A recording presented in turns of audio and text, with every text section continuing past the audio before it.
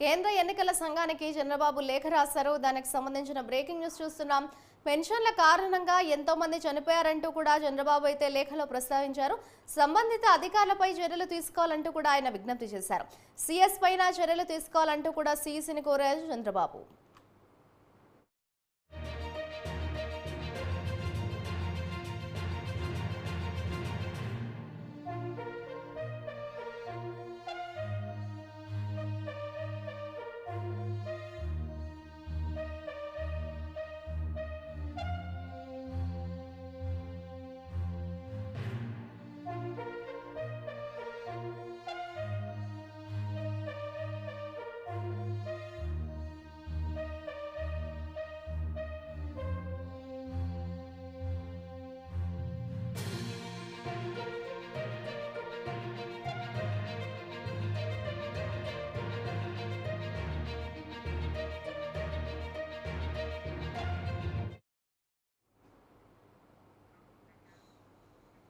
కేంద్ర ఎన్నికల సంఘానికి చంద్రబాబు లేఖ రాశారు. ఇదే అంశంపై మరింత సమాచారాన్ని మా ఏపీ ఇన్ఛార్జ్ కాశీరావు అందిస్తారు. కాశీరావు, చెప్పండి. కేంద్ర ఎన్నికల సంఘానికి చంద్రబాబు లేఖ రాసినట్లుగా తెలుస్తోంది.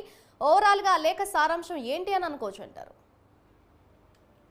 మాధురి, కేంద్ర ఎన్నికల సంఘానికి టీడీపీ అధినేత నారా చంద్రబాబు నాయుడు లేఖ రాశారు. ఇంటింటికి పెన్షన్ పంపిణీలో రాష్ట్ర ప్రభుత్వం వైఫల్యం కారణంగా 33 మంది పింఛన్దారులు చనిపోయారని చెప్పి కూడా ఆయన లేఖలో తెలపడం జరిగింది. ఈ మృతులకు కారకులైనటువంటి సంబంధిత అధికారులపై చర్యలు తీసుకోవాలని చెప్పి ఆయన లేఖలో పేర్కొన్నారు. అలాగే అధికార వైసీపీకి అనుకూలంగా పనిచేస్తున్నటువంటి రాష్ట్ర ప్రభుత్వ ప్రధాన కార్యదర్శిపై వెంటనే చర్యలు తీసుకోవాలని కూడా డిమాండ్ చేశారు.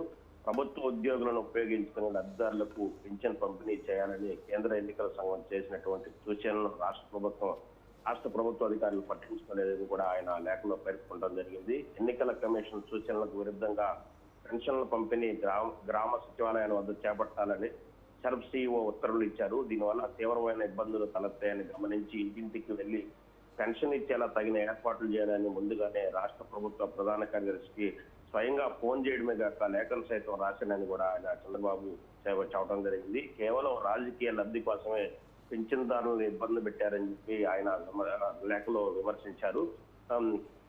గ్రామ వార్డు సచివాలయాల్లో 1,00,000కు పైన ఉద్యోగులు అందుబాటులో ఉన్నారు. వీరందరిని ఉపయోగించుకొని లబ్ధిదారులను ఇంటి వద్దకే పింఛన్లు పంపిణీ చేయవచ్చు. కానీ అలా చేయకుండా కేవలం టీడీపీని దోషిగా చేసి రాజకీయ లబ్ధి పొందేందుకు పెన్షన్లను 40 డిగ్రీల ఎండలో పెన్షన్దారులను నిలబెట్టి ఎండలో సచివాలయాన్ని పిలిపించారు. కనీసం సచివాలయాల వద్ద షామియానాలు కానీ తాగునీటి సౌకర్యాలను కూడా కల్పించలేదు. సచివాలయానికి వచ్చే లబ్ధిదారుల కోసం తగిన వసతులు ఏర్పాటు చేయాలని పంచాయతీరాజు గ్రామీణాభివృద్ధి శాఖ కమిషనర్ సర్క్యులర్ జారీ చేసినప్పుడు కూడా సౌకర్యాలు కల్పించడంలో అధికారులు పూర్తిగా విఫలమయ్యారని చెప్పి కూడా ఆయన విమర్శించారు. ఫలితంగా దాదాపు 60 లక్షల మంది పింఛన్దారులు తీవ్రమైన ఎండలో సచివాలయాలకు వెళ్లి ఇబ్బందుల్లో పడ్డారు. సచివాలయాల వద్ద అంటే ఎంత ఇబ్బందులు పడి సచివాలయం వద్దకు వచ్చినప్పటికి కూడా అక్కడ నగదు అందుబాటులో లేకపోవడంతో చాలా మంది లబ్ధిదారులు పింఛన్ పొందకుండానే ఇంటికి తిరిగి వెళ్లిపోయిన పరిస్థితి కనిపించింది.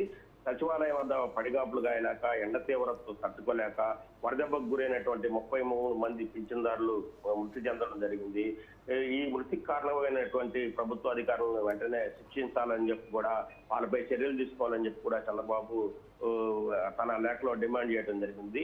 ప్రభుత్వం ఇంటికి వెళ్లి పెన్షన్లు అందించి ఉంటే ఈ 33 మంది వృద్ధుల ప్రాణాలు పోయేవి కావని చంద్రబాబు ఆగ్రహం వ్యక్తం చేశారు. అలాగే అనారోగ్యంతో ఉన్న వారికి ఇంటి వద్దకు వెళ్లి పెన్షన్ ఇవ్వాలని సూచనలు ఉన్నప్పటికి కూడా ప్రభుత్వం దాన్ని అమలు చేయడంలో విఫలమైంది. ఇదంతే కావాలనే కుట్రపూరితంగానే జరిగిందని చెప్పి ఆయన చంద్రబాబు తన లేఖలో చెప్పడం జరిగింది.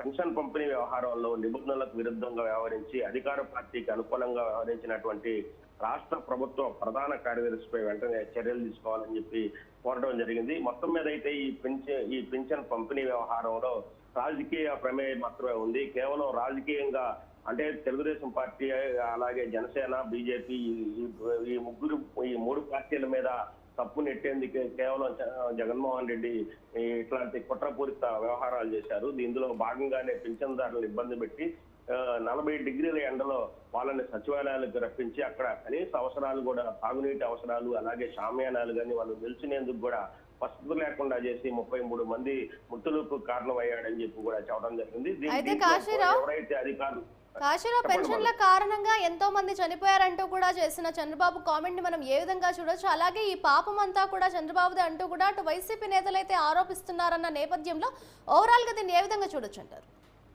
అంటే చంద్రబాబు నాయుడు తన లేఖలో పేర్కొన్న విషయాలను మనం పరిశీలించినట్టయితే ఖచ్చితంగా కేవలం ఇది రాజకీయ దురుద్దేశం.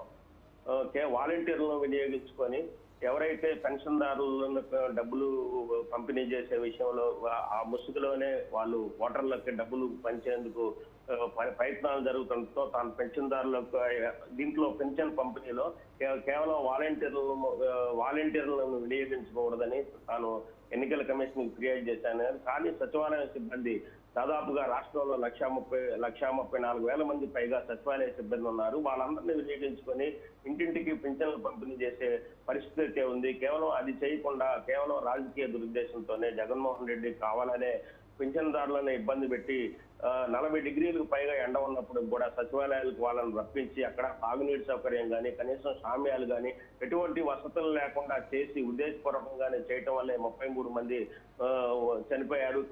ఈ 33 మంది కారణమైనటువంటి జగన్మోహన్ రెడ్డి తన తప్పును తన మీద ఉంచుకోకుండా ప్రతిపక్షాలైనటువంటి తెలుగుదేశం పార్టీ, జనసేన అలాగే బీజేపీ పార్టీ మీద వేయడం కేవలం రాజకీయ దురుద్దేశం అని చెప్పారు. అప్పటికి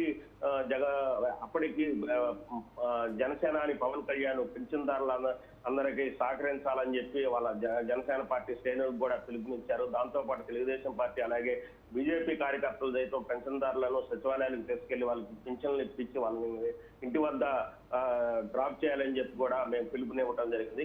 కేవలం రాజకీయంగా లబ్ధి పొంది తెలుగుదేశం పార్టీ, బీజేపీ, జనసేనలపై బురద జల్లే ఉద్దేశంతోనే ఈ చర్యలు ప్రభుత్వం పాల్పడిందని చెప్పి దానికి ఎవరైతే ప్రభుత్వ కార్యదర్శి ఉన్నారో ఆయన కూడా సహకరించారు. ఎవరైతే ఈ పెన్షన్ల పంపిణీలో వైఫల్యం చెందారో వాళ్ళందరిపై కూడా ప్రతి ఒక్క అధికారిపై కూడా చర్యలు తీసుకోవాలని చెప్పి ఆయన లేఖలో పేర్కొనటం. అయితే ఈ మొత్తం సారాంశాన్ని మొత్తం చూసినట్టయితే కేవలం రాజకీయ దురుద్దేశంతోనే చేసినట్టు చంద్రబాబు అభియోగించడం జరుగుతుంది. Madhuri. Right, thank you Kasirao.